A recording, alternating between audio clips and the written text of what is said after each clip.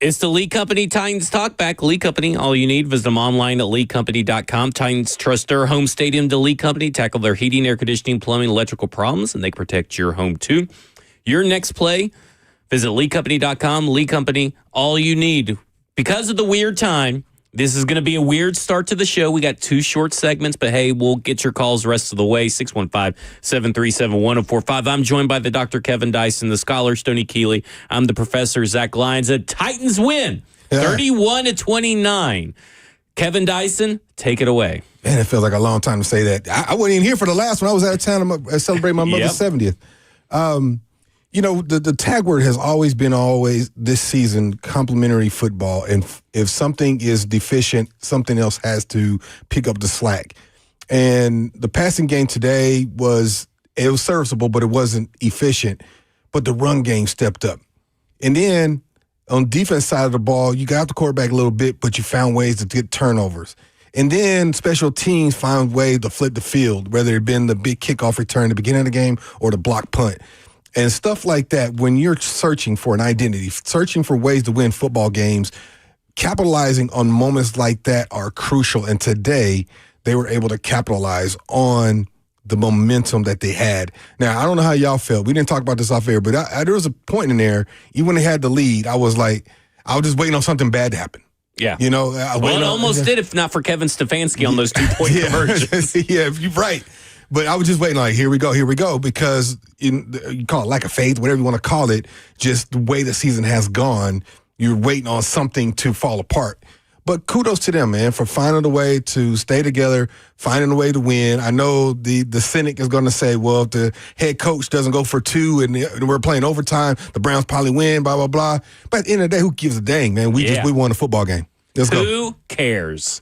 Complementary football. I thought this offensive coaching staff had a great game plan for neutralizing Myles Garrett, the best pass rusher in the league today. The defense, quintessential bend but don't break kind of stuff. They made the plays when they need to. There are things that we're going to dig into throughout the course of this game, but I do just want to say, if I'm Kevin Stefanski, I'm going to probably lie low around Cleveland for a little bit. Imagine they're calling show for him right now. Yeah, the baffling decision. I want to know what he was looking at to determine we're going to go for 2 on this touchdown, because it could have been a different ball game if they just kicked the extra point there. Hey, good news. We don't have to leave at 4:35. We can extend this segment so we can talk a little bit more positivity. All right. Apparently, Jackson can't count, so we're good to go. We're going to roll through like normal. All right. Well, let's get to yapping. Because I've already seen people just come into the chat. We know what the narrative is going to be. There's going to be a lot of box score scouting. I'm not trying to take anything away from Shootout Sanders, but one guy had to pass the ball 40 times, play from behind, and all that kind of stuff. The other guy didn't have to do that. And that's kind of when the stats start getting skewed. But I'm thankful. I know Thanksgiving is over, but I'm thankful for a 2 passing touchdown game from Cam Ward, his first one. And it's been really weird this year because all of his touchdowns, except for 2, through the air have gone to rookies. Really? Wow. Yeah. Only DMR and Van Jefferson have caught a touchdown from Cam Ward.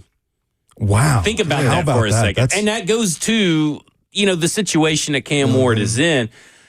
I feel like today's the Cam Ward watch the all 22 kind of game, because I need to see what's going on and everything. But one quarterback won a game, the other quarterback didn't. You can have all the stats you want, but at the end of the day, it's sometimes about a W. Yeah, and I was talking about it off air and thinking about it on the way here. Just, the comparisons, when you're coupled with another draft pick, the conversation going into the draft, these two, they're always going to be compared. Their careers are always going to be compared, especially when you go head to head. Yep. And the comparison, although Peyton Manning and Tom Brady weren't drafted together, they were the cream of the crop of their era at their time. And every time they played, it was magnified by NFL. And right now you have Allen and who? Lamar, maybe? I don't know who's his counterpart right now, but they're Mahomes, that's his. So, so you always have this head-to-head matchup. And at the end of the day, I don't think Tom Brady, got the championship numbers. I don't think statistically he beat Peyton Manning as far as their head-to-head. I think Peyton outdueled him. But in the playoffs, Peyton out won him. I performed him. I think he's up 3-2. But my point in saying all that is, at the end of the day, regardless of your stats, the one that you care most about is that one on the left. That's the win-loss column. And that's what Shador cares. I mean, that's what Cam cares about more so than throwing for 350 yards. He got a W. And he got a W against his friend, against his rival, and things of that nature. Because at the end of the day, yeah, you threw for 350, but I still beat you. And he's going to want to go back to the tape and be like, dang, I had some throws that I'd like to have. He had some throws. That his game could have been better, but you still got the W. And I think that little fuel to the fire for someone like Cam Ward is kind of even better because the team played complementary football in three phases, like you just said, Stoney. But also you gave, really, Cam Ward is probably like, I left some stuff on the field. Absolutely. I can be better. This team can be better. And that's a dangerous feeling. And he won. Yeah, and he won. I would also add that I think Shador Sanders probably has the better supporting cast right now. This is a case where a couple of different things can be true, too. Shador Sanders, I think, played pretty well given the circumstances, but also Cam Ward did what he had to do to win. Like the play where they're blitzing, Titans aren't blitzing. You know what I'm saying on defense? And the play, think about the play where I think it was Grant Delpit that had him dead to rights, literally wrapping him up to bring him to the ground, and Cam just shakes him just to get the ball out, just to throw the ball away. That's not something that's going to show up in a box score, but that's doing what it takes to live to fight another down. I remember taking that too. And so I think they've got, you're looking at two different performances, but Cam deserves to be commended for doing what it took to win the game. If you're a Browns fan, I think you're encouraged by his play. Sure. Now, he had a rookie couple moments, right? The interception was a wild throw. But you see the brilliance in him, too, and some of the dimes he threw today. Yeah. He threw some dimes. There's a couple other ones that didn't get caught. I was like, he put that in a spot where only his guy's going to have a chance. So if you're a Browns fan and looking at that, there is some hope in your quarterback potentially. Now, that we were talking about off air, this conversation with Deshaun coming back in 26, but you look at, he's like, okay, at least we have a cornerstone that we can, him and that tight end, that we can build upon going forward. Yeah. Which you're frustrated about, and they got a good defense, although Titans did a good job neutralizing things today. But what your frustration is as a Browns fan is the stuff that is not between the tackles and between the whistles is the play calling. And that's how many times that we've had that conversation on the call-in show. And so I think that's going to be, if you're talking about call-in shows in Ohio right now, they're like, what in the world did the head coach, blah, blah, blah, doing? So that not saying it cost him the game, but it fair to say that was in the equation. Yeah, and Cam had a good bucket to Van Jefferson that bounced off his fingertips. That's true. Yep. So like those things add up over the course of the game. There was a missed opportunity to Chimere Dike down the field because he couldn't step up into the pocket, step into the throw because the pocket was caving in on him. That's where I get back to like weigh the supporting cast into the equation as well. All right, coming up next, we'll talk more about this game. We'll get to your phone calls. We got Andy Samuel busted in Michigan. This is the Lee Company Titans Talkback right here on 104.5 The Zone.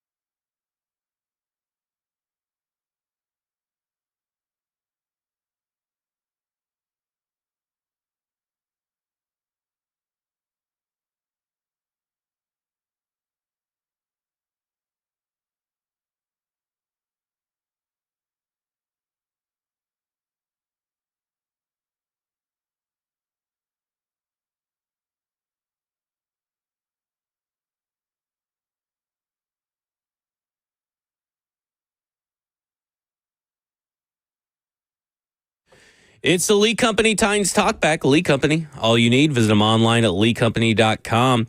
And Fusion Site is the Titans provider of top-of-the-line VIP restroom trailer and roll-off dumpster needs. Fusion Site, Nashville's MVP. Visit fusionsite.com to learn more.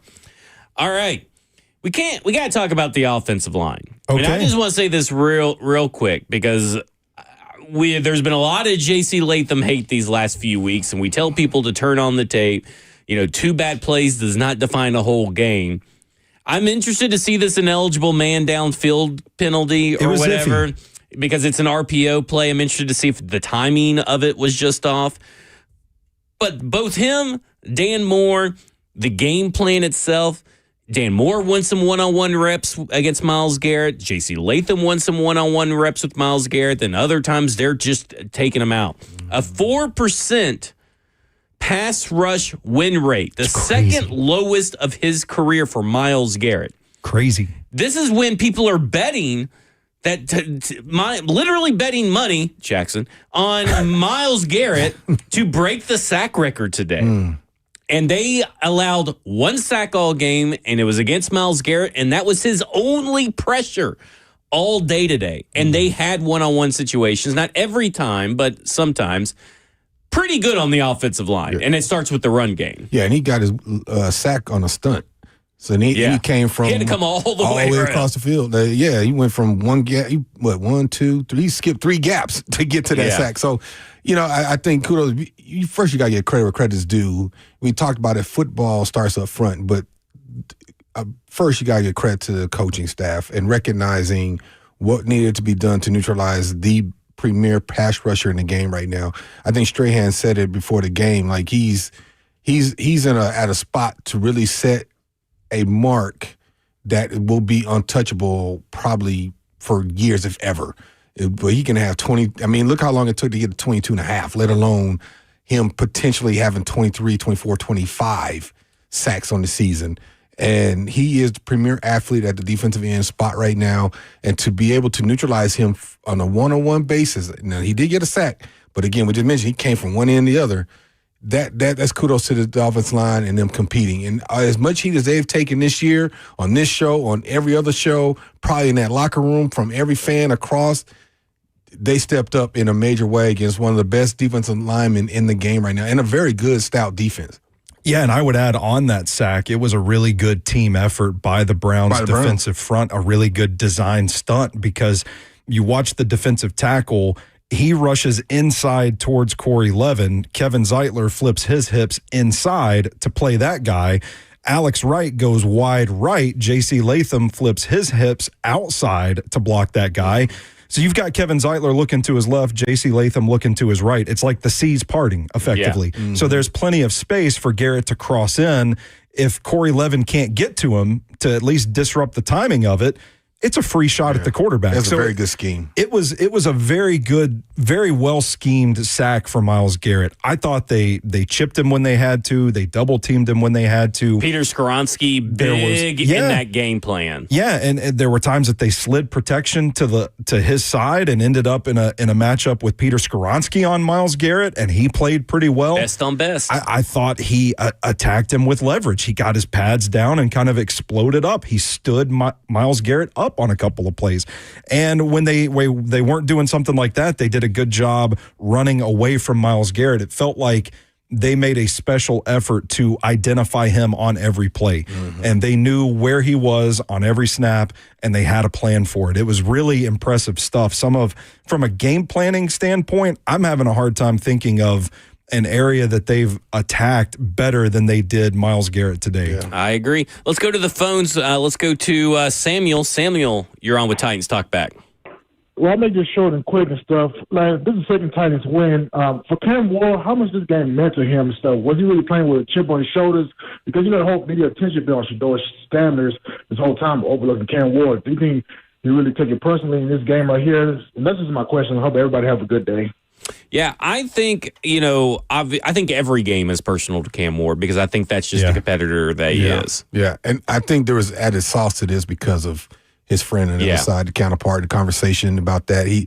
They have just as many wins and fewer starts. I think there was a whole conversation about that. I'm sure they went back and forth via text message or phone calls because they got that kind of relationship anyway. And we know that about Cam. He likes bantering amongst friends and being competitive.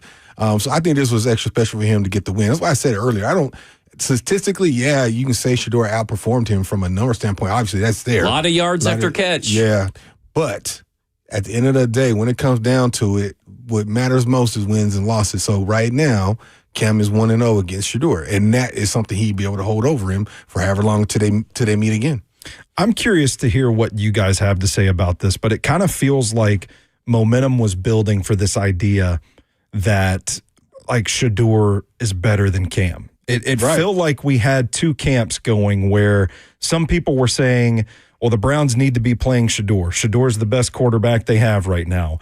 And meanwhile, there's been this national narrative sprinkled in. Some of the guys have been very supportive of Cam Ward, but a lot of people are looking at box score stats and saying, well, Cam Ward's not playing well. Cam Ward's not very good.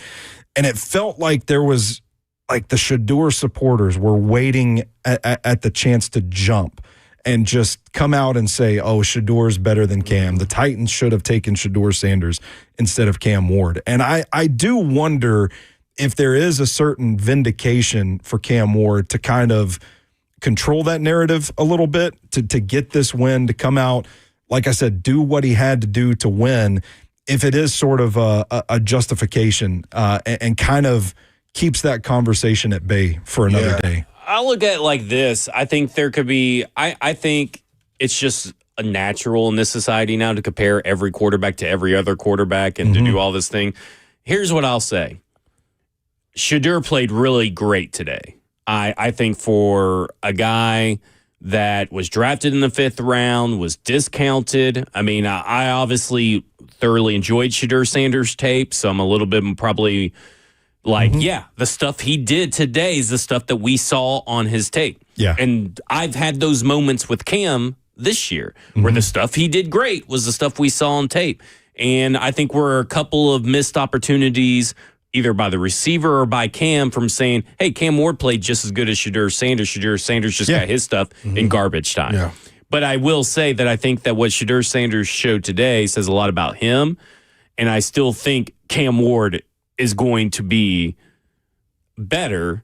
Sure. And because I've seen Cam Ward play in more difficult environments and succeed. I mean, what you have around Cam Ward right now is probably the toughest environment of any kind of rookie quarterback to try to thrive and succeed in. I mean, I said it earlier, the only other two people besides his 4th and 5th round rookies to catch touchdown passes from him are Van Jefferson and David Martin Robinson. Like, this is tough. And you don't have a run game. Now, today you had a run game, but you typically do not have a run game. And your defense is porous. Your defense is not good. And that's not because of the coaching. It's because of the talent that is obviously in the secondary right now. So it's been hard and difficult for him. And so the moments that you see from Cam Ward, even against the Seahawks or the Chargers, those are the things that you need to hang your hat on and not just look at, 300 yards over here on 40-something attempts and 140 and 2 touchdowns over here. Like, we got to take into account the context between everything. Yeah. It's interesting. The draft is never a predictor of success, right? You just hope that it works out. Injuries, I can attest that I've been part of that. But I'll say this, like, if you could predict what's going to happen throughout the draft and what's going to happen into the season, you can say, well, we can draft a quality quarterback like Shedeur in the 4th, 5th round and go ahead and get Travis Hunter with that first pick.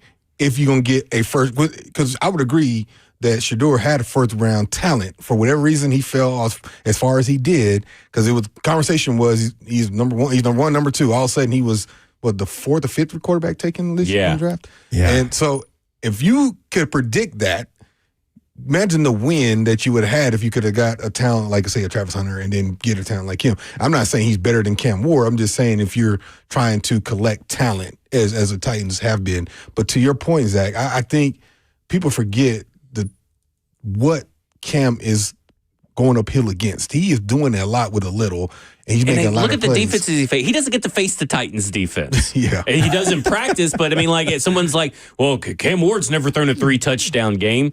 Well, yeah. He's also played like top 10 pass defenses almost every week. Like, it's insane, the defenses with he the had to play. Offensive line that struggled. With offensive line that struggled, no run game, and rookie pass catchers as his main targets. Like, again, context. He doesn't get to play the Tennessee Titans pass defense. He doesn't get to throw balls against Kyer Elam and Daryl Baker Jr. and all these guys. Like, he has to pass against, Myles Garrett and this Carson Schlesinger and Denzel Ward and all these other, and that's not including all the other teams with players that are just as good or better than the players that I named in certain instances. Like, we got to have context. You need context. You need nuance. I know that's not what we're really in the business for, but I can't get away from context and nuance. Would I have liked to have seen Cam Ward rack up some stats? Sure. Did I expect it to happen against the Cleveland Browns? No. So we'll go to the phones when we come back. This is the Lee Company Titans Talkback here on 104.5 The Zone.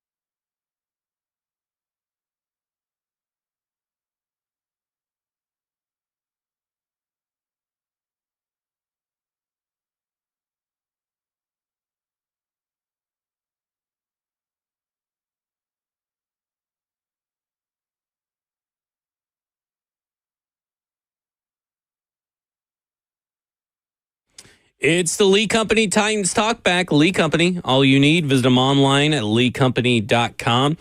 Available 24/7. Put Lee Company on your team. Tackle your home's heating, air conditioning, plumbing, electrical problems. Schedule online at leecompany.com. Lee Company, all you need. All right, let's go straight to the phones. We got the Dr. Kevin Dyson, the scholar Stoney Keeley, and I'm the professor Zach Lyons. So let's go straight to the phones, and let's go to Bustin. Bustin, you're on with Titans Talkback. Hey, guys. Can you hear me today? We Yes, can. sir. Awesome. Just want to say what's up to Professor Lyons, Scholar Stoney, and Dr. Dyson. Finally happy on a Sunday. A few things, and I'm just going to spit out a stream of consciousness here. First things first, if you care more about a draft pick than winning, please go scream at a wall. Wins matter more to this young core, and winning games like this are good for the young players on this team. Also, people trade into the top 5 all the time. So there's that. Mike McCoy, go ahead and pack your printer box now. Don't even give him an interview and waste our time and his time at the end of the season. I want to say the whole defense hitting the perfect timing celly after Cedric Gray picked up the fumble was so gratifying after seeing defenses hit Cam Ward's celly all year after sacks. Cam Ward, just want to say, maybe a little stretch here, but he looked a little McNairish on that sack avoid when Delpit had him dead to rights. He also, that throw to DK over the middle was a thing of beauty. He laced that in a tight window. Van Jefferson, you got to catch the ball. Guess the preseason really tells all. Pollard put belt to booty on the washed allegations. I will hand up, say I was an accuser, so I do apologize. And one thing I want to say, most people want to compare Shedeur to Cam today, but how about Big Jeff being more impactful than Myles Garrett? Thanks, y'all. Have a good day. Yeah, I'm with you. I mean, a lot of good stuff right there. I agree. I mean, Big Jeff was easily the more impactful player today for his team. And listen, I understand that people are going to try to put an asterisk and say, well, there's, 3 missing offensive linemen and all that stuff. There's still NFL players in your way. There's still 300-pound grown men you have to get through to get to the quarterback or get to the running back. And he just continued to do it. It's not like Myles Garrett didn't have an easy path, too. We've seen much better, or we've seen worse players than Myles Garrett have much better performances against his offensive line. This was a big, big Jeff game right here. That play that he got, I think they gave him half the sack on, him and Jalen Harrell. Mm-hmm.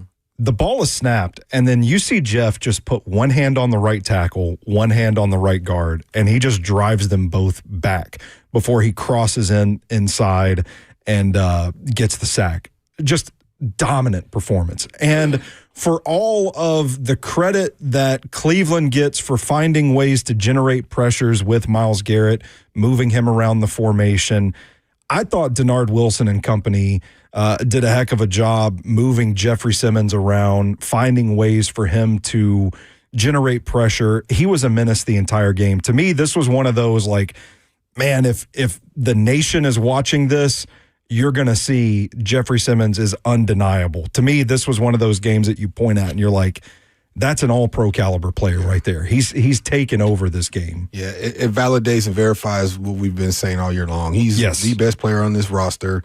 You build around him, and he shows you he leads by example as much as he does with his mouth. And he's spoken up more recently by his disappointment, about his expectations, not just of himself, but the people around him and the people above him, like coaches and management.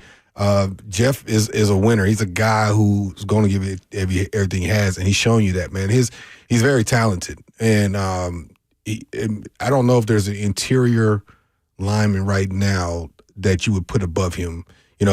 Aaron McDonald a few years ago, that was the cream of the crop. That was the benchmark. I'm thinking Big Jeff might be the benchmark now. Well, there's already rumors that there's a couple people at ESPN and everything already talking about extension candidates, and Big Jeff being one of them. And I know that we've talked about it on Cover 2 as well, is that, this is a guy that you're likely going to be he's leveraging for an extension, because with today's sacks, 1.5 sacks from him specifically, he's at 8 sacks. He's only 1 sack away from beating his career best, and he's only 2 sacks away for getting double digits for the first time, being the only player that you really have to really worry about on the Tennessee Titans. Yeah. And so if he has a career year in this situation, I mean, credit to where credit's due. He worked hard all offseason on that bod, and that bod is wrecking shop. Yeah, and he tipped a pass today, too, in a critical situation. Yep. And, I mean, he's just all over the field. The stat line is 7 total tackles. You mentioned the sack and a half. Ends up with 2 tackles for a loss and a pass deflected. I mean, just and watching, I can't wait to watch the tape on this one because it just felt like he was constantly in the backfield, just moving all over the place. I mean, I need an ice bath just watching that man play. Yeah. Let's go to Michigan. Michigan, you're on with Titans Talkback. Good afternoon, guys. What's good up? To talk to you as always. So much better to talk to you after a win. I'm not going to let one more person talk on these airways before I acknowledge, since I usually don't watch YouTube while I'm waiting to talk, that Stoney's hat is incredible. Oh, is that a thank you, Nashville Michigan. hot chicken hat from the sounds? That's It what is. that looks like. It is, yeah. Yeah, I have one of those myself. That is amazing. There's a reason I don't watch YouTube while I'm waiting to talk because, man, some of the people in these comments need to take a walk. They got to touch grass or something. There is a thing I want to say here about perspective, right? And some of this is just me being old, like, you know, being almost 50, haven't watched a lot of football here. This is a week-to-week and a year-to-year league, and I think people need to remember that. There's, what do we have, 4 weeks left in the season, 5 weeks left in the season, somewhere in that neighborhood? Would you rather be the Titans the next 5 weeks or the Indianapolis Colts, who have suddenly watched their crops turn to ash with 5 weeks to go? Traded 2 number 1 picks for a cover corner who doesn't look like he may not play again this year, and have literally no quarterback going into next year. The guy they were counting on just popped both his legs. I mean, literally broke one and blew the Achilles in the other. My goodness gracious almighty. So would you rather be a 2-10 team with some hope or an 8-5 team about to watch the season go up with a lot of questions? I don't know, guys. Yeah. I might rather be a Titans fan. But I'm with him. the reason I'm really saying this is there's a handful of things, and Dr. Dyson, you'll appreciate this. There's a handful of things you need to be competitive in this league, right? And the window closes fast. You got to have a franchise quarterback. Regardless, I think we have that. Maybe I'm in the minority, but I think we have that. You need blue chip and red chip players on the line of scrimmage. You've been talking about Big Jeff all day. I really like what I see from Cedric Gray. You've got Peter Skoronski. There's some pieces. You need a head coach. We got to solve that. And you really need some great skill position players. I think we got some like B's and C pluses, but no A's, right? You need an A. So I say all that to say there's more that we have in common with like last year's Bears and 2 years ago's Commanders than I think people want to admit. And the future's bright. And that's all I got to say. I'm going to get out of here and go eat some dinner. And, you know, if you ain't down with that, I got 2 words for you. Tighten up. There you go. There you go. Just making sure it wasn't going to DX. I was about to say, yeah, we're 90s wrestling fans. I could have gone either way. I mean, I think he's right, Dyson. I mean, when you look at this team, I mean, listen, the road to 6-11 starts here. But I do think, like, I'm not so. Last year, I'm more wrapped up in the first overall pick and securing it and worried about. I mean, you heard me talk about when I was sitting over there for Titans Talkback last year, how much, you know, we're looking on Tankathon and looking at the this and that, who's winning, who's losing. And I'm like, this year, because I feel so secure, and maybe I'll end up being wrong, that Cam Ward can be the guy that this team needs. Yeah. I just want wins. Yep. And the fact that this team is fighting as hard as it is in, 20-degree weather. I mean, every hit sounded so painful. And they are demolishing the Browns. And this is a 1-11 team still out there fighting. And a lot of these players that are out there fighting and producing are on this team next year. Wins are more important than the draft pick. I think last year, because of the new head coach and the assumption that he needed to get his guy in, and where we saw Levis start from and end up, the roller coaster ride down, I think there was that we need to get that guy that's going to be behind center for X amount of years. I think that was the lure of wins and losses last year. Yeah. This year, it feels like, okay, we got that. Now let's see what we can do from here on out. Let's build upon. I think that's why this season there's been that frustration. Like you said it probably about 5, 6, 7 weeks ago. I just want to see incremental progress the right direction, even from Cam, and not just Cam, from this team. Yeah. Regardless of who's the head coach, who's play calling, I didn't want to see those big gaps in play. And then we had that drop a little few weeks ago, and you're like, dang, man, it's just, but like a game like today gives you that sense of, okay, you got your quarterback, you got some guys on defense, you got some young talent. Now let's get some things around and add to this talent pool, solidify a couple different things like offensive line, some pass rush, some secondary help, and then you can start building upon it. You start year 1, year 2, year 3. Now you're being competitive. Now you're talking about divisional championships, playoff runs, and things of that nature. And maybe it also gives you evidence that the team you saw against Jacksonville maybe now be the outlier, but that the team that you saw against Cleveland, the Chargers, Houston, and Seattle are the real team that you're going to see. Now, that doesn't mean much in this NFL world right now, but that means a lot to build on for next year. Yeah, and to Michigan's point, the Colts are now 1-4 in their last 5 games. Exactly. And they are sliding, heading in the opposite direction. Well, why can't Carly Ursay-Gordon or Gordon Ursay do something on her little headset on the sidelines? I was about to say, she needs to get out there and find him a quarterback, I guess. Maybe she can play quarterback. I don't know.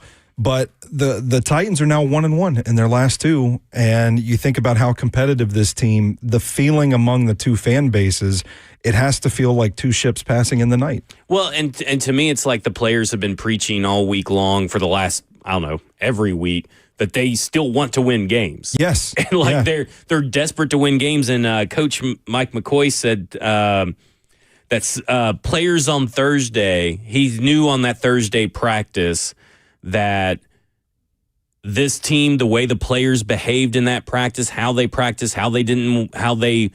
into extra effort that they did on a Thursday, that this team was going to come out swinging on Sunday. And I think that says a lot, again, about leadership headed in the right direction, and these players, even with nothing to play for, heading in the right direction. And like I said, a lot of these players that showed out today, Cedric Gray, Kevin Winston, Marcus Harris, Jeffrey Simmons, Jalen Peter Harrell. Skoronski, J.C. Latham, Cam Ward, Chimere Dike, Elikai Manor, Jalen Harrell, Gunnar Helm, Chikakakwo, well, maybe not Chick, are likely going to be here next year. Yeah. And so you want them to start getting confidence and building wins and showing that their hard work will pay off. And maybe not every week, but will pay off. And I think that's what you're seeing right now. Yeah. You're seeing a young team learn to win. And I'm not, and I know people are going to say I'm being a homer here, but let's give credit to the coaching staff too.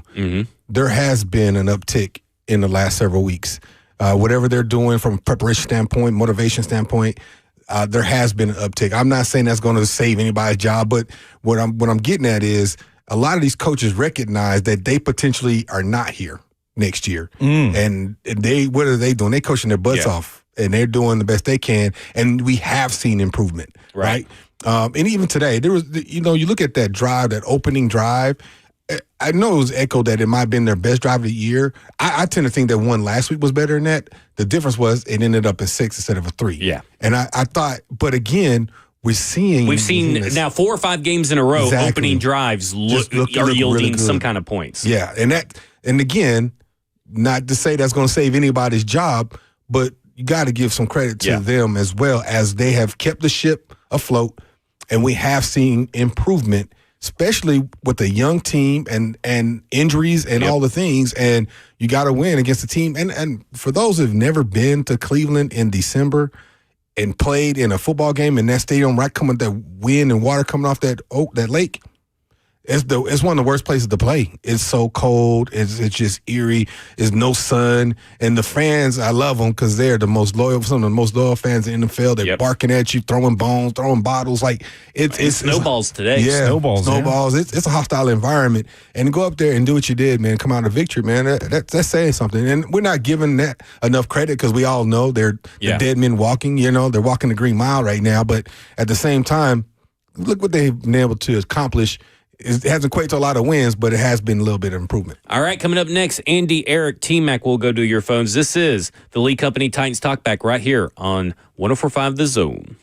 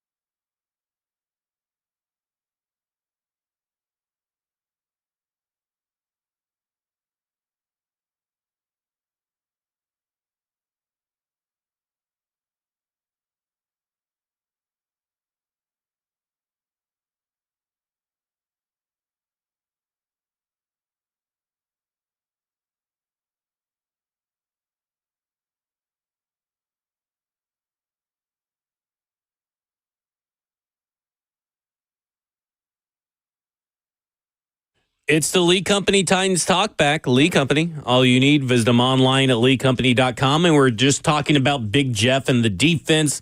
And someone in the chat said, Big Jeff showed me what it really means to have pride to be a Tennessee Titan. And I think pride in your game is something that Big Jeff has always had. And I think it's starting to infect everybody else out there. And speaking of the defense, let's check out today's final sack numbers tonight.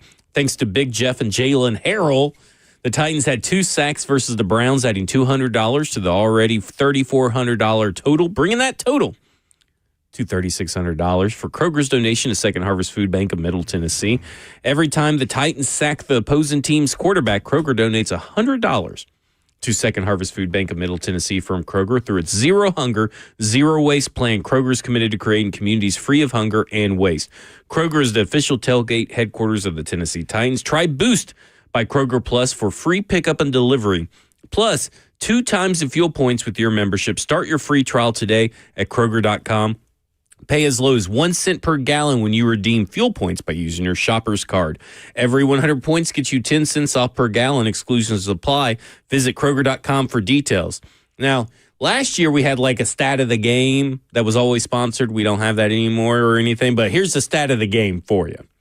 This is courtesy of Easton Freeze, who did this research. Oh, shout out, Easton. So this is an insane Tony Pollard, who supposedly is washed, according to everybody, stat to go along with his epic run chart.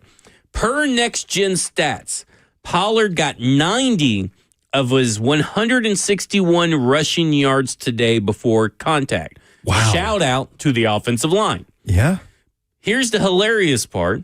Coming into today, he had 83 yards before contact on the season. Wow. Because the offensive line, that's what we've been trying to tell you about Tony Pollard. The offensive line has been terrible in the run blocking game. They've been in almost dead last of every category for an offensive line run blocking team. And today they were outstanding. I just can't get over. I don't know what got into this offensive line. I don't know if there was invasion of the body snatchers I wonder if all of them are going to get drug tested by the NFL. Maybe. Like, they may all get drug tested by the NFL. Get those little notes in your lockers. But shout out to the offensive line. Yeah, and it was everybody, man. Like, I mean, you talked about, like, Dan Moore Jr. struggled this season. He had his moments in today's game. J.C. Latham had his moments in today's game. Peter Skoronski, to the surprise of no one, pretty solid. I thought Zeitler had his moments. And then, man, I give a shout-out to Corey Levin. The backup center is in there. He's played better than Lloyd Kushner. Well, we can start a dialogue on that if you'd like to, my friend. I thought there were a couple of plays that, you know, he was asked to be on an island with this good defensive front, and he held his own. There were plays where they got him out in space, moving, and he executed blocks that sprung some of these big runs. So just all around, like, 5 guys working together as a unit, which is something we've talked about all season. Like, when do we get to that point? And this was a dominant run blocking performance. Just hats off to those guys. Yeah. Sometimes, you know, we get on stats and statistics and things of that nature, and a lot of times, from a player standpoint, we look at matchups. There's some people you just match up better against. There's some teams you just have that kind of that matchup against. And I don't know if that was the case in this game or not, but I think the way they had the scheme going and the way the offense was able to get to the second level, and you mentioned it earlier about pulling your center and getting him to the second level, that's Kelsey like. That's a Hall of Famer like. You don't see a whole lot of people pulling their centers anymore because they don't have that ability and still be able to get hands on people. And if you can do that and your running backs are hitting the lanes on time, you create these big gash plays, and we saw those guys hit lanes, and he made people miss tackles too. He's been able to extend runs and things of that nature. And his biggest run, and I don't think it was the one right before the end of the game where he's looking like he wanted to go down, stay in bounds. He stopped, cuts back, and gets like 1-2 yards. That was bigger than the 60-something yard play just because that essentially ended the game and took that 2-point win because he was able to extend that run, knocks more time off the clock, get down, still get positive yards, and keep the clock running and forcing them to use the timeout. And that was as big a run as his 65-yarder to me. Listening to Titans radio in the postgame stuff, Coach Mack and Taylor Zarza were kind of joking about Tony Pollard running 30 yards on that run, but it was just side to side to kind of burn the clock and effectively ice the game for him. So, an important run that won't show up in the box score. It's super important, and Tony Pollard, like we have been saying, not yards. washed. I mean, yards before contact were terrible, and that's an offensive line stat, and it's been bad. So shout out to the offensive line today for sure. Yeah. Okay, let's go to the phones. Let's go to Andy. Andy, you're on with Titans Talkback. Good evening, guys. It's always great to talk to you. Afternoon, Andy. Oh, I guess it is afternoon. I, too, would like to shout out Corey Levin. What was the talk all week? Oh, this Titans offensive line, they're not going to be able to handle Miles. Yep. It's going to be 4 to 6 sacks. The record's going to be broken with ease. Dr. Dyson, I saw a team play today. Yeah. Not just some great players, not just a rookie quarterback, not just a few rookie offensive players who are stepping up. I saw a team play today. Was this not the most exciting time that we've got to watch this team? And I expected JC to have 30 false starts today. I was ready for it. Yep. He had 1. And, again, all the talk. Miles you didn't get your record today. Not against these Titans. They all performed well. They all stayed tight together. And wasn't it nice to see somebody beat a Dogs team this weekend, boys? Oh, yeah, for sure. For sure. Hope y'all have a great night. It's always great to talk to you. Let's go, Titans. Keep it going, and let's keep this team going. Let's do it. I love it. Team Andy, effort. Got me fired up. I know. Let's run through a wall. Yeah. All right, let's go to Eric. Eric, you're on with Titans Talkback. Hey, guys. First of all, I just want to say this, guys. Jeffrey Simmons, what a week. Not only the game he had today, but the fact that he was named this team's NFL Walter Payton Man of the Year. What a way to cap off that week after that, guys. And, guys, the game today, I tell you what, I felt like last week we gave up on the run too early, and the fact that we were committed and Pollard had the day he had. I missed the first half, so I didn't see the first 65-yard run, but then seeing the other touchdown run, it's just so great. Of course, frustrating near the end of the game. It's making a little nervous with the penalties, and especially that one penalty was a horrible call. It's just, I guess you bang play, but it was a terrible call. But it was making me a little bit nervous. But I'm glad Sasaski went for 2, and he did. Hey, I'll take a win any way I can get it. And also, I hated that run by Tajay Spears was taken away because of an illegal shift. What was that? I mean, it's just so frustrating, guys. But what was also great about this game, too, 31 points was the most points we scored this season, especially after last week where I believe it was one point we had 7 straight 3-and-outs. To not have something like that today was just amazing, guys. And I was just so tickled pink. Guys, the only other thing that would really make me happy left, we've had 2 victories, but both on the road. We've got 2 home games left, and I'm a season ticket holder. I want to see a home win and snap that 11-game losing streak at home. Yeah. I want that to go. That's the only thing I want to see left that would really make me happy, to cheer a home victory instead of walking out of the stadium every week from a loss, guys. Guys, y'all take care. We'll talk to you again soon, and go Titans. Yeah, go Titans. Hey, listen, I'm all for a home victory. Yeah, it's another box to check when you talk about this turnaround, digging out of this hole. I just want to mention he mentioned the 31 points. That's all offense, too. We've seen Cody Barton score a touchdown on defense. We've seen Chimere Dike return a punt on special teams to kind of contribute to the scoring, to the point total. This was offense today. So hats off to that unit. Well, I too would like to talk about those 30 points because here we go. Yeah, because on Football and Other F Words Thursday, take your victory lap. Kevin Dyson. We were ending the show and Stoney was talking, and I just had this feeling come over me, and I said, I got this wild take I need to get off my chest, and we talked about it, and I said, okay, let's wait, and I'll say it on Friday on Cover 2. Well, because I didn't write it down or put a reminder on my phone, totally forgot I was going to say it. So I woke up Saturday and I remembered, oh, crap, I forgot to get my wild take off. And so I texted Stoney and I said, It's got the proof here. I got the proof. Is it 7:44 in the morning? Okay. Which is what we do. We text each other before we say good morning to our wives. I got okay. I forgot to get my wild takeoff yesterday. I said, but I was going to say Titans score 30 this weekend.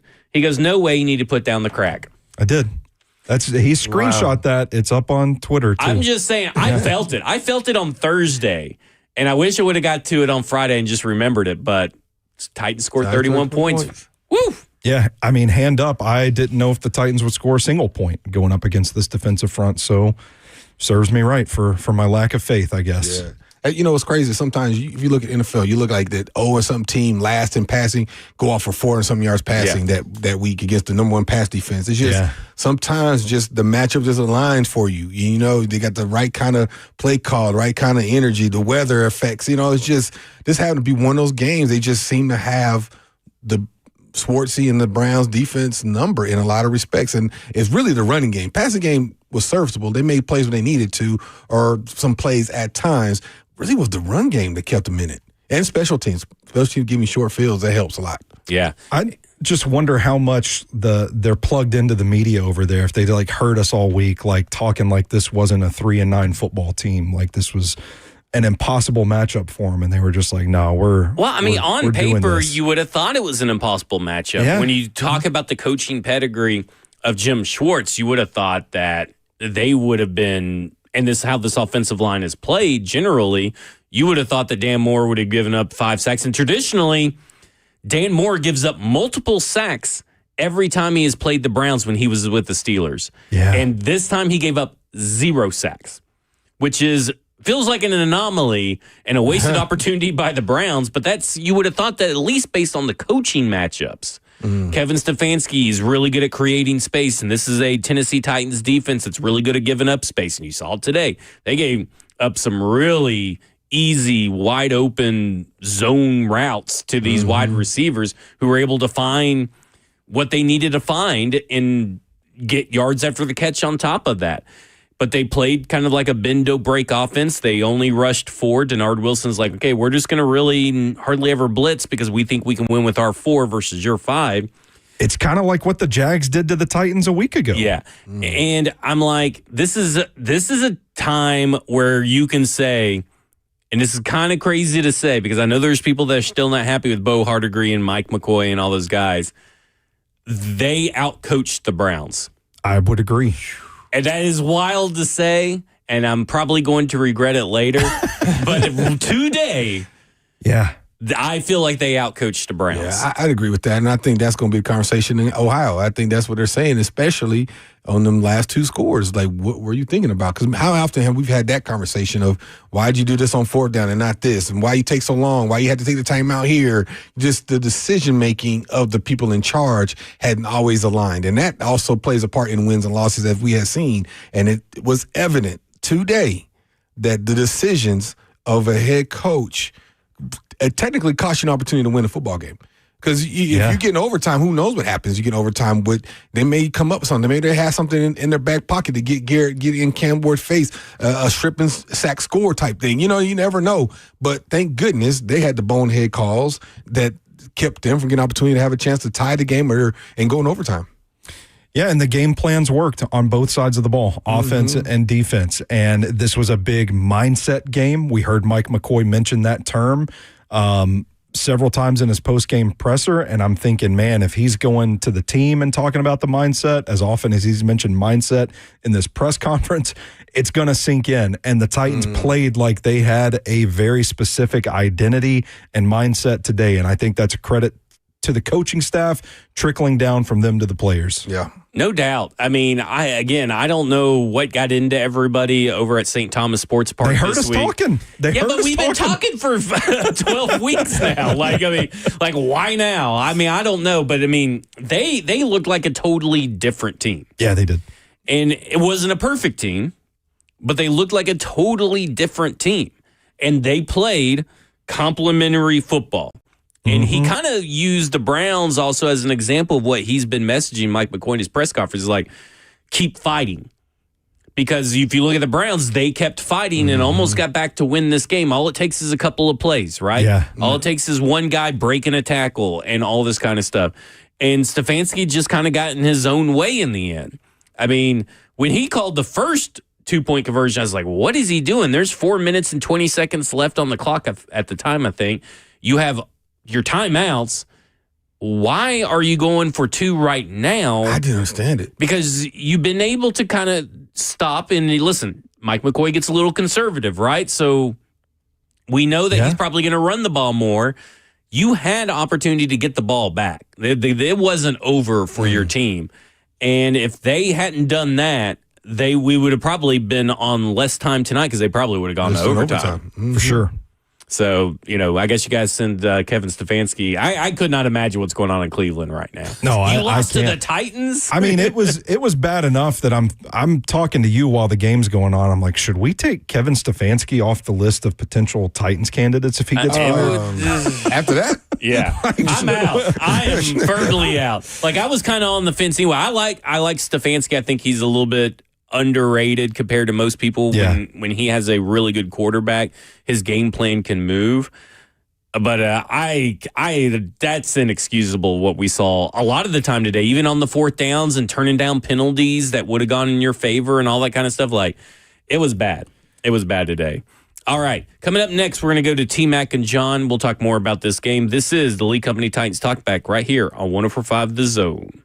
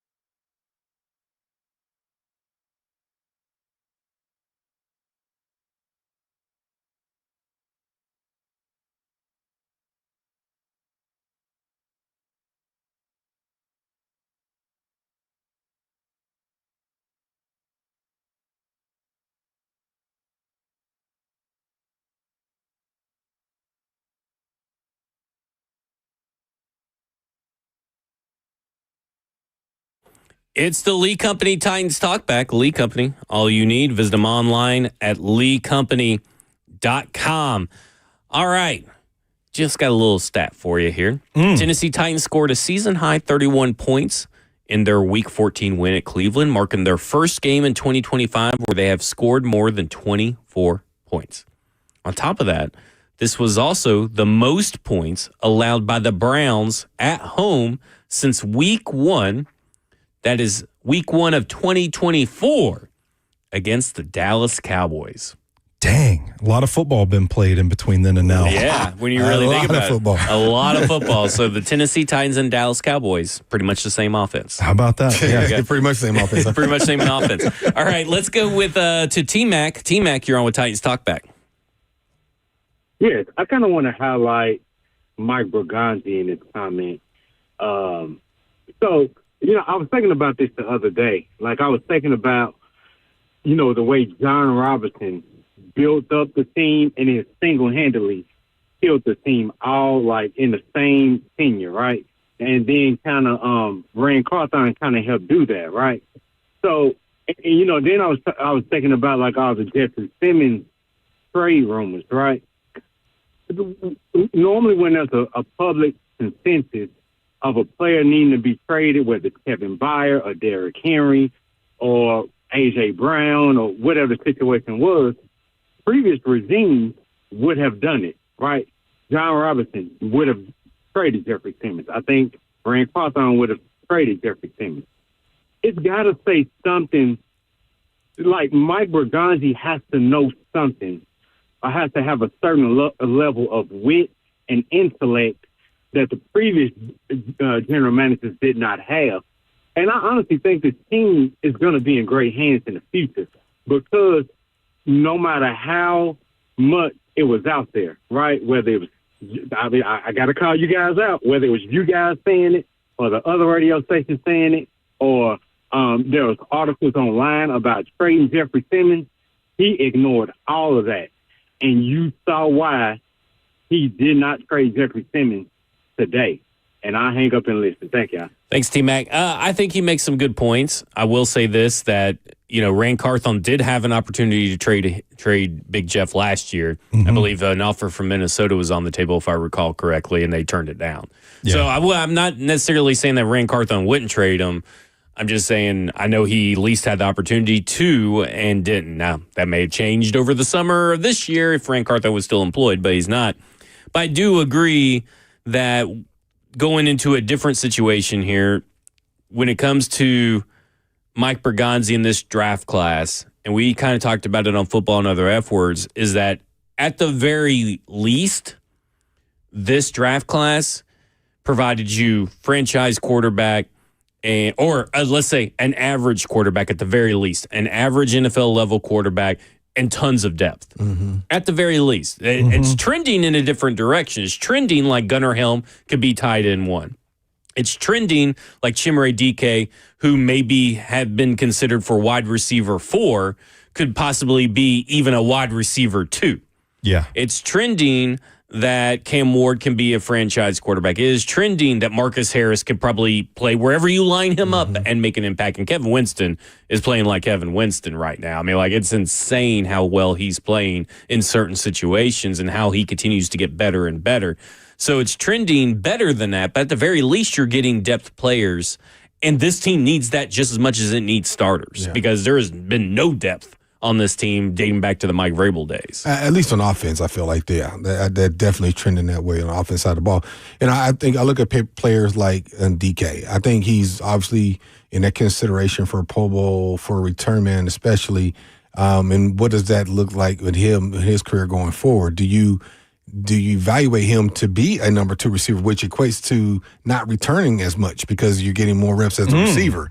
You don't typically let your number 2 receiver return punts and kickoffs. Yeah. Now there's an element of your game that he's tops in at least punts. I'm not sure where he is on kickoffs, but he's number 1 in punts, I believe. Yeah, something like that. And so that being said, if you continue to add pieces around that complement those young guys that seem to have a rapport with Cam on top of solidify that front, front in front of him. The front on the defense side built around Big Jeff, and then continue to get the depth in the secondary. I think you can continue to see that upward trajectory where people are feeling positive about where they're heading. I think where we talk about where Rand or JR or whomever, it seems like there was a lot of moves, especially in the free agency and maybe even some in the draft picks, where you couldn't see the fruit. It was just kind of like, well, that guy's here and he's gone. This guy's here and he's gone. You really weren't seeing a lot. But then you look at on the underline, there's been a few here and there. But it seems like from whatever, this class, especially on offense, I think there has been a big, big uptick of talent, of young talent, that if you get something, compliment those guys, maybe a veteran that can elevate their level. And I'm not, because Ridley, it's hard to say, and my heart goes out to him for the injury, but a guy like a Ridley that can elevate the game. You can't count on Ridley in your plans, next year, you know what I'm saying? But something You're like right. that you can, I think you like, okay, offensively, we're going to be all right. Now, what do you do defensively? You got to draft well like you have been. From a defense standpoint too, then you look for a free agent like a Ridley. You thought you had that in corner, things like that. That didn't work out, but because you need a lot of corners right now. Yeah, like 5. I mean, to be honest, you got Marcus Harris, and that's about it. And I like Daryl Baker Jr. as a depth piece. I was going to say, but like I mean, 3, like as a 4, starter, that's a tough pill to swallow. And he's played extremely well for his talent and the situations he's being put in and week out. I will say to T-Mac's question, I know we're hyped tonight, but this has not been a very successful football team for the past few years. And in situations where you have a star player on a quote-unquote bad football team, teams are going to start calling, and they're going to start saying, hey, maybe this guy wants out. Maybe we have a shot to trade for this guy. And I think that has been the case with Jeffrey Simmons for a couple of seasons now, where teams are going to call, kick the tires, and see, hey, can we afford to get this guy on our team? And any general manager that is capable of doing his job is going to do his due diligence. You're going to pick up the phone, see what people are offering. And I think a lot of people said, hey, there's an awful lot of smoke here for there not to be fire. And I feel like Mike Borgonzi has seen the impact that Jeffrey Simmons has made on this defense and in this locker room, in the community, sees what an asset he can be, sees what a game-changing defensive lineman he can be, and said, you know what? Nobody's given us enough to replace what he means to this organization. And don't sleep on Rand's draft classes that have also contributed now. I mean, Cedric Gray, Jalen Harrell, Tavondre Sweat. You saw Jalen Harrell everywhere today. Tavondre Sweat has been fine. I already said Cedric Gray. Did you? I'm sorry, I blacked out. And then, oh crap, I just got off it. Well, Peter Skronsky, J.C. Latham, both pieces that you can use on the offensive line. They've played extremely well, despite what the internet, trolls may have you think about J.C. Latham. But they said all that about Peter Skronsky too, and look at Peter Skronsky now. I feel like I'm missing one and all that. James Williams blocked a punt today. Yeah. So that's what I'm saying. They have drafted young players. Yeah. They've had some high profile. Oh, Tajay Spears had a couple of big runs today. Yeah. And he's had a couple big runs in the last week. They've had some good young players for that. Maybe most of them that we're talking about are depth pieces. But that's also, again, that's fine for where this roster is right now. You got to start layering in starters, and they have. A lot of those guys are starters, and they're capable of starting for any NFL team. Who was name a free agent, whatever GM over the last probably 4 years that you're like, that free agent has really been the impact? And there's been one or two, and I can't think of it. But I would say the best one, this may be a little bit of recency bias, but Jihad Ward. Okay.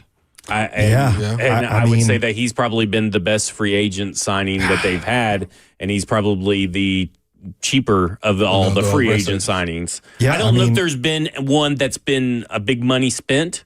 And this is why I caution people that are looking at all this cap space that the Tennessee Titans have, and they're like, we got to spend money. You got to spend money on the right players. I would say that Jihad Ward, most bang for your buck, and easily been the best free agent. I know I may be missing someone, but I would say Pollard and Ridley last year. You thought, okay, that was, But then Ridley fell off this year. I think Pollard was paid to be more than what he really is in the NFL.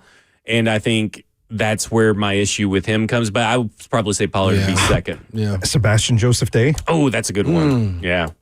I mean, But I don't know. Those are all guys that have been the recent free agency. Classes. Yeah. So I don't know. Yeah. Delaney Walker would have been the best one of like the last 10 years or whatever. Yeah. And Ben Jones would be one, obviously, but we're talking recently. Yeah, that it's hard to find those guys. Yeah. So I think Cody Barton played exceptionally well today, and he's been very up and down, but he's done fine in his role, but he's a guy you can always upgrade. I think the safeties they've kind of rotated in and out besides behind Monty Hooker, Quandre Diggs, Xavier Woods have all filled in different needs in different areas. Xavier Woods got an interception today, so they should have kept Kevin Byard, but that's me. I'm with you on that. All right, coming up next, we're going to go to Cedric, Thomas, and Baird. This is the Lee Company Titans Talkback right here on 104.5 The Zone.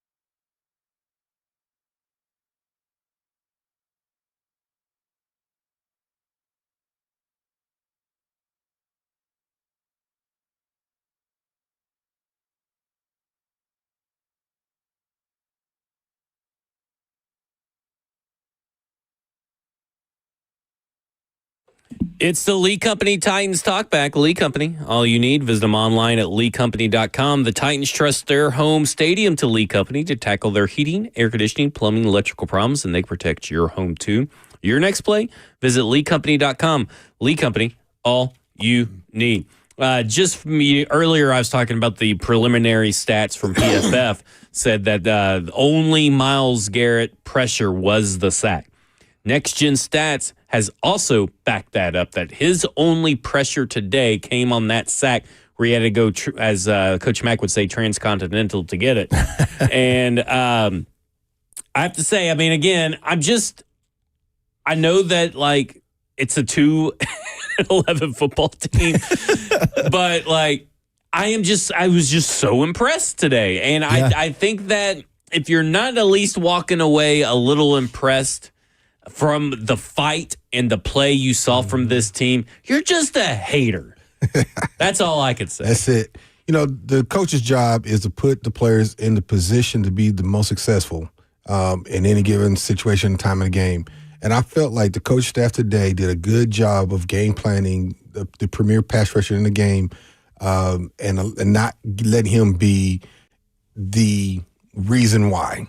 You know, the reason why we couldn't pass today was because we couldn't stop him. The reason why we couldn't run today was because we couldn't run at him or whatever. And by that game plan, putting guys in situations and them competing, even when they were held up one-on-one with him. And even when Moore went out, I was like, uh-oh, here we go. And Brennan Crenshaw-Dixon got one play. Yeah, one rep. And they sent like all 4 offensive linemen to go help Brennan Crenshaw-Dixon. I was just like, oh, here comes the sack. I was just waiting on it to happen. Here comes the sack. But they all competed, man, to a certain level. And they was very aware. The communication was good on the offensive line. They were aware. They were talking it down the line. Like, here he comes, other than the one, which is a very good scheme, and he came scot-free. But other than that, man, you gotta tip your hat off to the coaches and the players for executing. Yeah, everybody in the organization answered the bell for this. I mean, this is it would have been easy to see this season kind of slip away, but I think when you put this game within the context of the previous 4 games as well, and I asked Dr. Dyson when we were at break, I'm like, how would we feel about this team if they were even just a little more competitive against Jacksonville last week? Right. I think people would start to build a little bit of excitement for this, but I think you can still do that when you look at this win manifesting after all of the beatings that this team has taken throughout the season, to keep fighting, to stick with it, and to gut out this win. It feels like they've been building towards this moment for a while, and I'm excited to see how they maintain it through the last 4 games of the season. Breakthrough bits on the YouTube chat, which you guys communicate with us through that. This is going to be the first time I've actually referenced the chat today in a positive way, because we haven't really talked, because the chat's been a little insane. I haven't had the chat up today. But it's a good thing. But he talks about the physicality. And if you guys remember a couple of weeks ago, the big question in all the pressers was, what is the Tennessee Titans' identity? Yeah. And Mike McCoy did not give a good answer in the slightest. But they asked Cam Ward, and he said immediately, physicality. We want to be a physical team. That's what we're going to aim to be. We're going to be physical. And I think today was the first time you saw shades of what could be the Tennessee Titans' offensive identity. Time to build on that. And you got a tough test against San Francisco, and we'll talk about that in the Eurofix look ahead. But, like, that to me, I think breakthrough bits nailed it. The physicality today was the difference. And this Tennessee Titans team has been physical, just never in all 3 phases. And today, again, complimentary football. Let's go to the phones. Let's go to Cedric. Cedric, you're on with Titans Talkback. All right, so before we get into the Titans, I got to test the credibility of Zach and Stoney. Should Alabama be in the playoffs? No. Said it last night, they should not be in the playoffs. I can rock with y'all then, man. Right. You got credibility with me, man. All right, so listen, man. So the 2-point conversion, the first one with Kevin Stefanski, that was straight up disrespectful, man. That dude is saying, we're going to go for 2, we're going to get 2, the Titans can't get the ball, and then we're going to come back down and we're going to score, game over, and Cleveland wins. So that straight up disrespectful with what he thought about the Titans offense, in my opinion. All right, so that's that. Okay. stop running bubble screens to the wide receivers. I've been saying this for like the last 4, 5, 6 weeks. Man, please stop that, man. We cannot block out there. Our Manor sucks at blocking on wide receiver bubble screens. I just want to say that. Got to draft Jordan Tyson. I checked that guy. He's a straight-up dog. Now, last 2 things I got, man. People are not going to want to hear this, and you guys were just talking about this. Don't be surprised, man, and I was not a fan of this. Don't be surprised if Mike McCoy gets a serious look at this job. Man, for the last 5 weeks or 5 of the last 6 weeks, this team has absolutely changed their identity. They go out, they compete. This team is playing for that guy. I'm not saying he's going to get the job, but I'm saying don't be surprised if he gets serious consideration for the job. Listen, I still think it's going to be Mike McCarthy, but I love what I'm seeing out of these guys. And, I called you guys 2 weeks ago, and, Zach, you were like, man, Mike McCoy reference there. And last thing, KD, for you, what can EA and DK do to get more open to help Cam Ward? You can talk about getting open against man defenses and zone defenses. What can they do to get better, man? Because it just seems like they don't really get enough separation really to help him. And I'm not even going to talk about Van Jefferson, man. I mean, you got to catch the ball right there, man. But I know there's a lot, man. I'll be interested. Hey, listen, Stoney, Zach, thank you, man, for being honest. Right? Hey, Vandy should be in there, one of the 12 best teams in the college football playoffs. I agree. My man. There you go. All right. Yeah. I think Mike McCoy will definitely get an opportunity to give his pitch, if you will. I don't know if there's a better way to say that. Interview, give his pitch. Considering what he had opportunity for. Will he get a realistic a real type opportunity? I don't know. That remains to be seen. But this is what we said it from the jump. This is an audition for him as well, right? He's been a head coach in the National Football League. He's been around. He was brought here to be an expert in the field of offense and be in a consultant in role. And now he's put in a head coach role. And we've seen some good, some not so good, and they seem to be trending up in some respects. And so you definitely get a look. But the other part of that, as far as young receivers, the thing I was watching about him today, I think DK is a guy who's on the move. So what I mean by that is you motion him, get the corners, their feet moving, get him vertical, get slide. He runs across the field. He's in the foot race. We saw him with a kind of a juke move. We saw him with some different things and or whip, juke, whatever you want to call it, depending on the person. And we see that's kind of his role. Straight up, one-on-one, mano-mano, man across you, face-to-face. I hadn't seen a lot of separation. So that lends me to see, like, Al Manor being more of a specialist, the jump ball, the red zone guy, use that big body type guy as opposed to your traditional route runner you want from your other guy. He's going to be kind of that red zone specialist, so to speak, that's probably going to be works on his often. Just his in and out, his cuts, his speed, his hips, those things that really transform you to going from just kind of a streamlined, straight line route runner. You can run posts, you can run corners, you can run go routes, but being on a run, some of those, the deep cross, the deep digs, the comebacks, some stuff you got to create separation by your cuts. That's going to be what I would encourage him to work on in the offseason. But right now, he's just a big body kid who need to utilize that big body. We saw it early on. We saw the benefits of that. He was using that big frame to make big catches on the edges and things. That seems more his speed. But DK is the move guy. Move him in motion, shift him, put the ball in his hands and things. And again, going back to the point about the bubbles, that's why you want to put a guy in the hand who has the ability to make big plays with the ball in his hand. That's what they're thinking, just trying to get him on the edges, maybe in some one-on-one situations. If I can add to that, and Dr. Dyson, you're the expert here. Correct me if I'm wrong on any of this. I know I look like I played wide receiver in the NFL, but I Absolutely. didn't. Zach and I were watching Jerry Jeudy's touchdown, and seeing how he separated on that play was like he identified Darrell Baker Jr. was playing with inside leverage on that play. So when the ball snapped, he releases outside, and he releases outside quickly. And you see Baker kind of panic a little bit and jump outside. When Baker jumps outside, Judy cuts back inside, and boom, he's gone. Even with a little hand swipe, too. Yeah, he created the space. Wide open. Shedeur hits him. That's a touchdown. On the run. And Zach and I looked at each other in that moment, and Zach said, that's right in the eyes. Right in the eyes, directly in the eyes. And he said, that's what we haven't seen from the young guys yet. And that's the difference between what Shedeur is thrown to and what Cam Ward is thrown to. We seen when Ridley was healthy, that's what he was getting to. Yeah. And we talked about it several weeks ago about like when Al Manor was like, he seemed like he taking a long time to get his cuts, and you were saying I was showing you body language. Yeah. And that's what Shedeur was reading, his body language, because he threw that ball before he even cut. Yeah. And like he was reading, he saw him stemmed him to the outside, trying to get him to commit. Because when you're inside as a cover man, that's a whole lot. You got inside and outside to worry about, and you know there's a lot of pressure on that. You got to know where your help is and the safety, and that may be why he jumped one way. I think he had help on the inside, but both of them kind of stemmed to the point where he got them both on that leverage so he can come back across their face, and then Sanders threw a nice dime. He catch him on the run. He didn't have to break stride.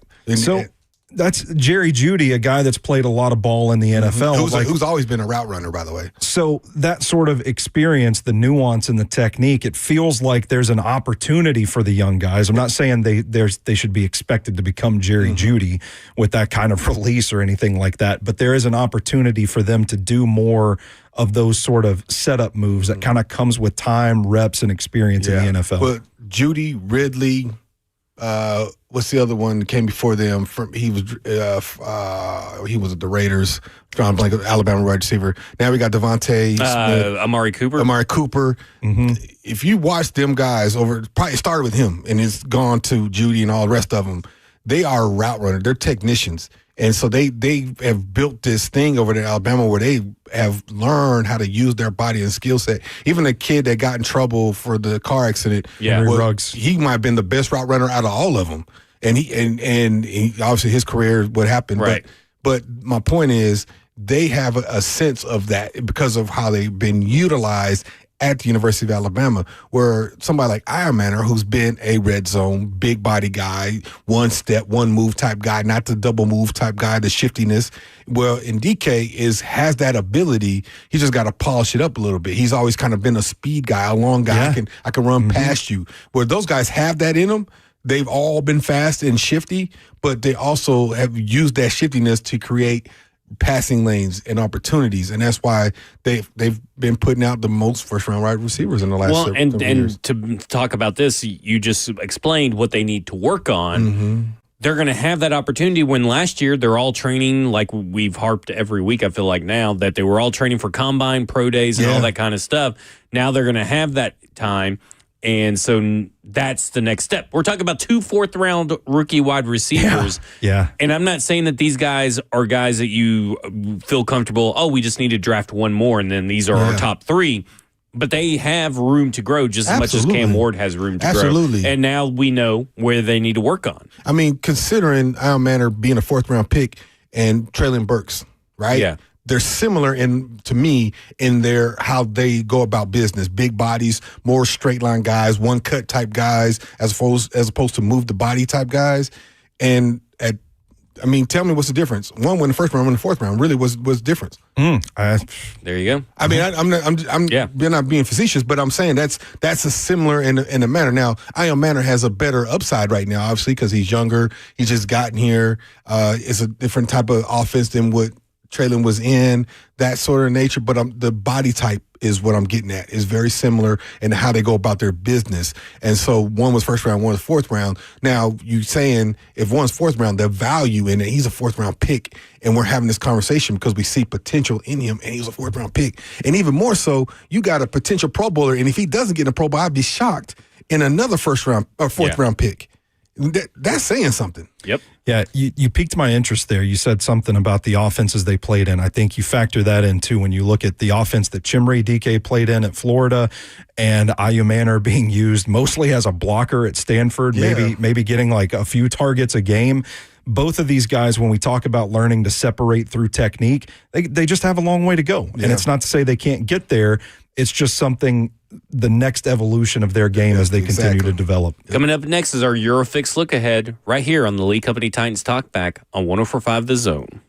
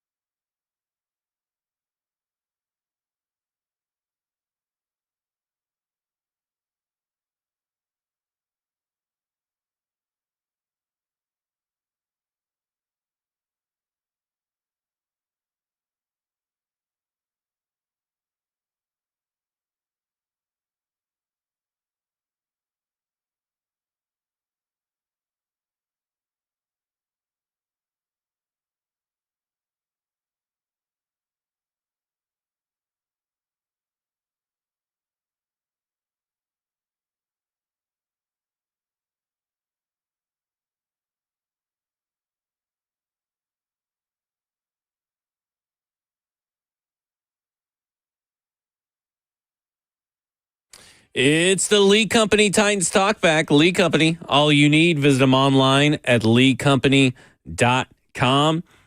And hey, now we look ahead to next week's opponent. And the look ahead presented by Eurofix. Let me remind you that Eurofix repairs everything European that you drive and below dealer pricing. ASE certified technicians, a local company that has serviced Middle Tennessee for over 2 decades. Visit EurofixOnline.com.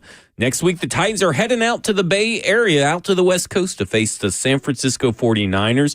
The San Francisco 49ers, who happen to be 9-4. They're 3-2 at home, 6-2 away.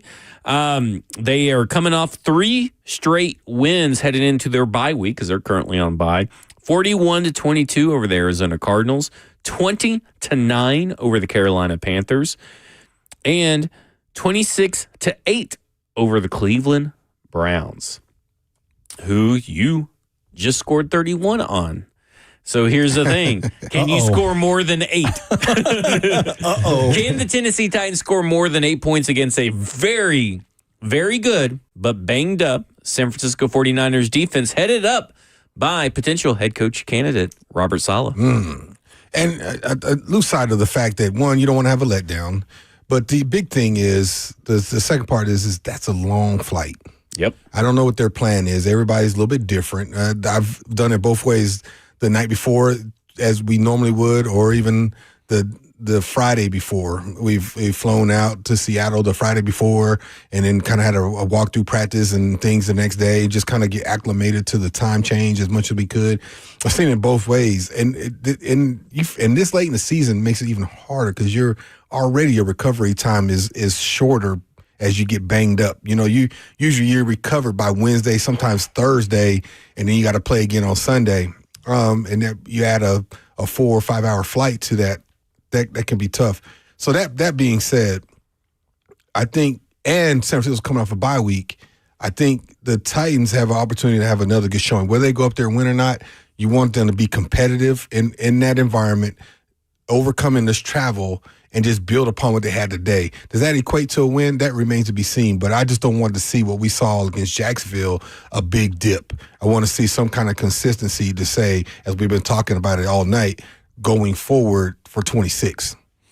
This is a massive uptick in the quality of opponent from today. I know, again, we're hyped. This is still a pretty unsuccessful Cleveland Browns team. So this is an opportunity to carry a little bit of this momentum into a tougher spot where you're traveling across the country. I will say, hey, shout out us. It's our last late game window of the season, so no late nights. It's an opportunity to continue to build off of what you've put together these last several weeks, Jacksonville game excluded. It's just, man, Kyle Shanahan has done such a fantastic job coaching this team, Robert Saleh with the defense, but they have been down so many pieces, and they've still been able to piece together a 9-4 season so far in a division that is led by the Los Angeles Rams and the Seattle Seahawks. To be competitive, keeping pace with those teams, it's been impressive. This is going to be a tall task. I'm interested to see if they can continue this run the ball mindset, control the game mindset, bend but don't break, make plays, just keep this train rolling against a much better opponent. Yeah. Do you think there is a quid pro quo on the table to tell Robert Saleh, you get the job, but we have to win this game? Oh, maybe. That's an interesting discussion. Can we get into that? Let's get into it. But no, the San Francisco 49ers, they have the 8th best defense in points allowed. Yeah. The 20th best defense in yards allowed, which is very interesting. Their defense in terms of passing defense is actually roughly 25th in the NFL. Ooh, surprisingly enough, what their bread and butter has been stopping the run. So to your point, what can they do to mitigate that imbalance against the Tennessee Titans? If your run defense is good, and your pass defense is bad, you typically want to stop the run, but there's obviously avenues for the Tennessee Titans to exploit. And I go back to the Seattle Seahawks game, and this defense has seen Clint Kubiak's defense, and they, outside of Jackson Smith and Jigba, did pretty good, and there's no Jackson Smith and Jigba on this team. No.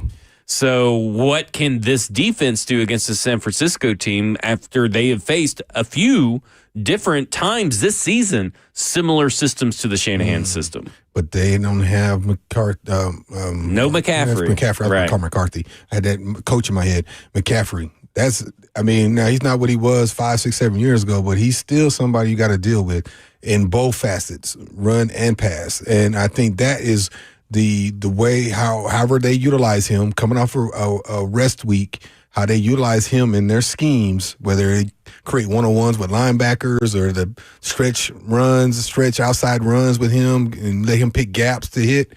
He poses a problem. And I think that's where you start with, eliminating him and making somebody else beat you.